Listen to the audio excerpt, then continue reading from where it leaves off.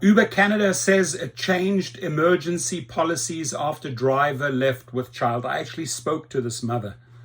I'm happy to see some change here. They're not willing to do it in the United States. They're not willing to do it for other countries and cities. So, Canada took its own initiative and they're changing things. They're not going to put up with the BS from Uber and Lyft.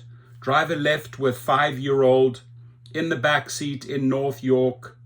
CBC Toronto reported in April. Like I said, I spoke to this mother, and frontline customer support agents may now be able to step in and facilitate communication with a driver in exceptional circumstances. Uber Canada said in a statement Friday the company's standard protocol for serious safety incidents requires that only trained law enforcement should initiate contact with a driver.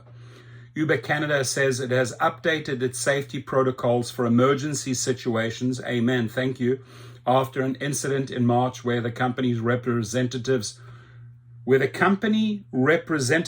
refused to contact a driver after he drove with a child. That's Uber Live, right? Just let me repeat that again. After an incident in March where company representatives refused to contact a driver after he drove off with a child. That is what Uber is about. So Julia Viscomi said Uber customer support refused to help her or Toronto police contact the driver after he left with her 5-year-old daughter asleep in the backseat.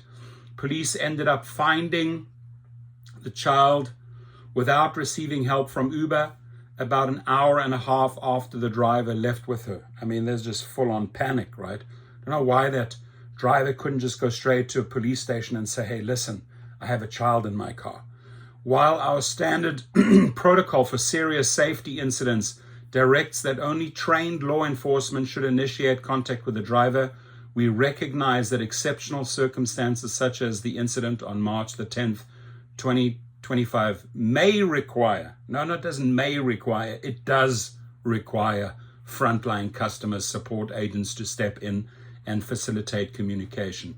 Uber Canada said in a statement. Now, what Uber Canada, this is just a dumbass excuse, like, it may require frontline customer support agents. Really, if a kid's in the car and the driver drives off, this should be implemented in every single country.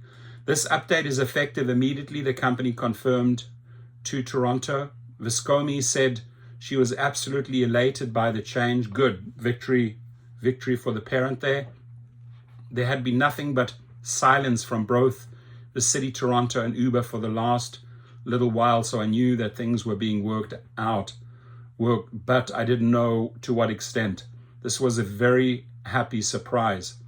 So it's great if somebody can implement or push for some change. Our response could and should have been better.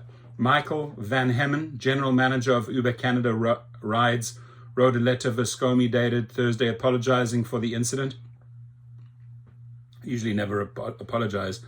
Our response could and should have been better as our policies weren't built with this type of circumstance in mind. Really? This type of circumstance the scenario never ran by you? It's happened multiple times in the past, Mr. Michael Van Hammond. So that's the most dumbass excuse I've heard. People have driven off with kids in the car.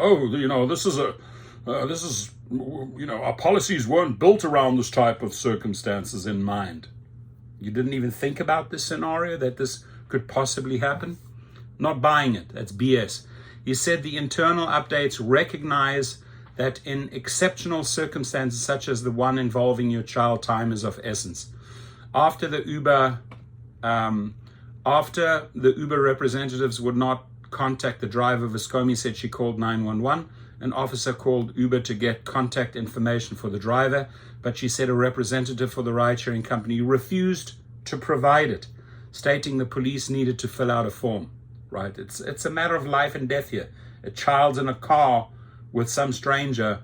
Oh, you got to fill out a form. We can't do it. Uber's guidelines for law enforcement say emergency disclosures requests must be submitted through the company public safety response portal or by email using its emergency disclosure form.